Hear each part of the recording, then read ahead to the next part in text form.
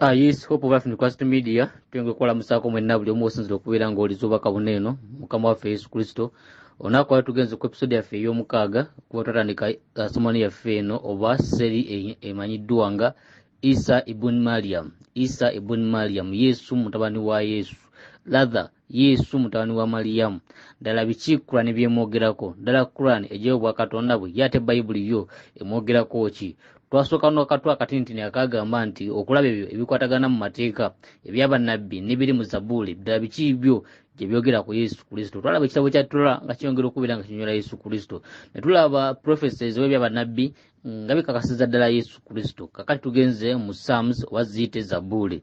Mujjukire obusiraamu bukkiriza mu bitabo eby'enjawulo nga n'emu ku byo mumuli ekitabo kya Torah, omuli ekitabo kya Injiri, omuli ekitabo kya Zabuuli. Leero tugenze mu Zabuuli tusobole okuba nga tulaba ddala biki byate Dawudi omuwandiisi w'ekitabo kino kya Zabuuli byayogera, oba Nabbi Dawuda biki byayogera ku Isa ono mutabani wa Mariyamu. Ddala Yesu Kristo ye ayogebwako atya mu Zabuuli. Tugenda kuba nga tutunulira ku kulyamu kwa Yesu olukwe, the betrayal of Jesus. Yesu wa Yesu ono alibwamu atya olukwe. Otugenda okuba nga tusinza olunaku olwaleero tusobole okubeera nga twekenneenya ensonga zino eno tuzitegeere ddala nazo ate oba oli ziyongera okubeera nga tuzinnyonnyoka. Mujjukire otwali tusoma Quran yaffe ey'ekitiibwa mu surati eno Al-Maida essula ey'okutaano aya 46 watugamba nti ne tugobereza ku buwufu bwabwe Isa mutabani wa Mariyamu nga kakasa ebyo ebiri mu maaso ge ebyasooka mu Tawuleeti, ne tumuleetera Enjiri nga mulimu yo okuluŋŋamya n'ekitangaala era eyakakasa amazima g'ebyo ebiri mu maaso gaayo ebiri mu Tawuleeti nga kyakuluŋŋamya era nga kyakubuulira ku batya Katonda. Yesu ono yaweebwa n'ebiri mu maaso. Enjiri eno yamuweebwa yali erimu n'ebiri mu maaso ddala. So bingi nnyo bye tulaba muneno mu bonnabbi ebize bituukira. Tulaba ebyali mu Torah nga byonna byajja bituukira. Kakati tugenze mu Zabuuli. Zabuuli eno yo egamba etya oba giyite Psalms. Jangu nange mu kitabo kya Zabuuli. Zabuuli yawandiikibwa Dawudi oba Dawuda. Zabuuli eyanamwemu sura yanamwemu Zabuuli yanamwemu onyirwa mwenda mpaka ku 10. Zabuuli yanamwemu olw'omwenda mpaka ku 10. Bayibuli egamba era ne munnange mukwano gwange nze gwe neesiga eyalyanga ku mmere yange asitulidde ekisinziiro kye. Era ne munnange mukwano gwange nze gwe neesiga eyalyanga ku mmere yange asitulidde ekisinziiro kye. Naye ggwe ayi Mukama onsansire ongolokose ndyoke mbalwanire eggwanga. Era ne munnange mukwano gwange nze gwe neesiga eyalyanga ku mmere yange ansitulidde ekisinziiro kye. Naye ggwe ayi Mukama onsaasire ongolokose ndyoke mbalwanire eggwanga.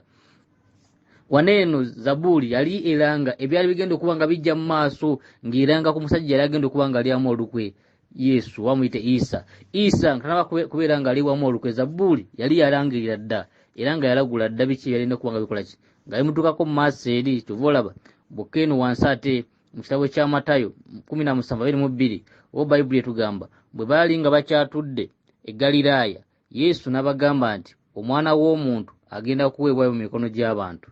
Bwe baali nga bakyatudde e Galiraaya Yesu n'abagamba nti omwana w'omuntu agenda kuweebwayo mu mikono gy'abantu.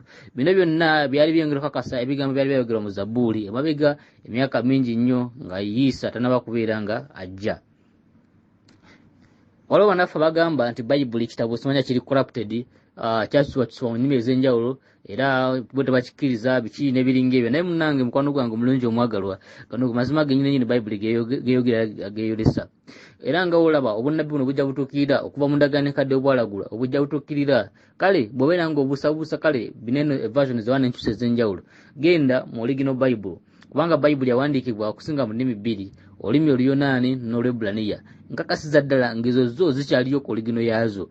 Olwawa n'abakyusa bayinza okubeera nga bo balina envunula ez'enjawulo kubanga era ng'omuntu bw'abeera avunula ekintu oba oliawo ateekamu ebigambo bye kubanga n'osoma Quran yennyini bw'ebeera ng'evunula balina ebigambo yateeka mu bracket. Nzikirizaganya naawe nti ddala ebigambo ebyo si Allah yabyogera wabula omuntu aba yakyusiza Quran eyo. Bw'onasoma eya Sheikh Matovu ojalaba era nga mwebiri n'ez'abalala nga mwebiri. So oli wabeera akyusa oba oliawo ebigambo biyinza okwawukanamu ku kati naye oluusi bisigala ku mulamwa oba oluusi ne bivaako. Naye bw'obeera ng'obuusabuusa amazima gano eno nja kwekubiriza ogenda osoma Original Bible eri mu lulimi Oluyonaani n'Olugiriiki. that no Reblania weyonge otegeera ensonga zineeno ovemu okubuusabuusa okwabula okkirize ekigambo kya Katonda era nga bwe kiri munnange omulungi omwagalwa omusiraamu. Katweyongereyo kate tulabe wanene mu kitabo kya Matayo essuula ya 26 olwa 21 mpaka ku 25. Matayo 26 onyirwa 21 mpaka ku 26 laza mpaka ku 25. Wano Bayibuli egamba era baali balya n'agamba nti mazima mbagamba nti omu ku mmwe anandyamu olukwe. Ne banakuwala nnyo ne batanula kinnoomu okumugamba nti mukama wange yenze. Be yatudde nabo ku mmeeza batandika okubeera nga beebuuzaganya ne babuuza Isa oba Yesu nti yenze. Bw'amala bagamba ebigambo ebyo 23 wagamba naye n'addamu n'abagamba nti oyo akozezza awamu nange mu kibya ye anandyamu olukwe. Agezaako okubeera nga bwa clarifications oba okulungamya okutuufu abalagaani ddala agenda okuba nga mudyamu olukwe. 24 wagamba omwana w'omuntu agenda nga bwe byawandiikirwa naye zisanze omuntu oyo analyamu olukwe omwana w'omuntu. Kyandibadde kirungi eri oyo singa teyazaalibwa omuntu oyo. 25 wagamba Yuda eyamulyamu olukwe n'addamu n'agamba nti Labbi yenze. N'amugamba nti gwe oyogedde. Statement Yesu gy'akola mu kitabo kya Matayo 26 olwa 24 ekyamazima newandibadde nga gwe Yuda wali oteeka okubeera nga ovaayo mangu awo ne weesowolayo ne weewozaako oba oli awo n'osaba n'okusasirwa kubanga Matayo 26:24 tugambye Yesu Kristo oba Isa yayogera ebigambo bineeno gwe batambulanga naye nga manyi ddala nti ye Rabbi nti era ye muyigiriza nti era ye Katonda era ye kabaka wa Isirayiri agamba mu 24 omwana w'omuntu agenda nga bwe yawandiikirwa naye zisanze omuntu oyo analyamu olukwe omwana w'omuntu. Kyandibadde kirungi eri oyo singa teyazaalibwa omuntu oyo. Statement eno Yesu Kristo gy'akola yeraliikiriza Yuda. Wano mu 25 Yuda eyamulyamu olukwe addamu n'agamba nti Labbi yenze. N'amugamba nti gwe oyogedde. Yategedde bulungi nnyini ddala. Yuda muli mutima gwe yategeera kubanga mujjukire ekibi kirumiriza mu mutima munda nti ye kennyini yali amu Yesu olukwe oba Yesu olukwe. Bw'atyo yavaayo mangu nnyo ne yeeyogerako era bw'atyo Yesu Kristo n'amugamba nti gwe oyogedde. Bw'atyo omwana w'omuntu yaweebwayo mu mikono gy'ababi era bw'atyo ebyamutuukako tugenda kuba nga tubiraba gye tugenda okubeera nga tudda mu maaso olunaku olw'enkya ndezi naddiira mu episode yaffe ey'omusanvu ey'omunana ey'omwenda n'ey'ekkumi.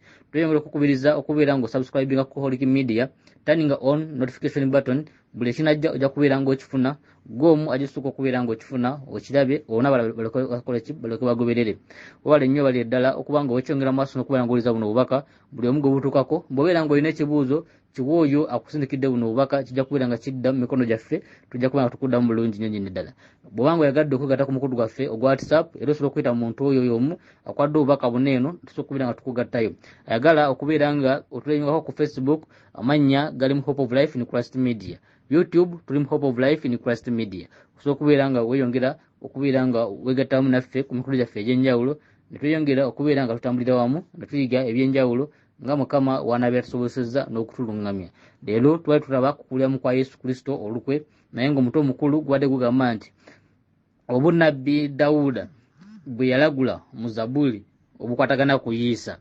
Obunnabbi Dawuda bwe yalagula mu Zabbuli obukwatagana ku Isa bwe tubaddeko oba obunnabbi Dawudi bwe yalagula mu Zabbuli obukwatagana ku Yesu.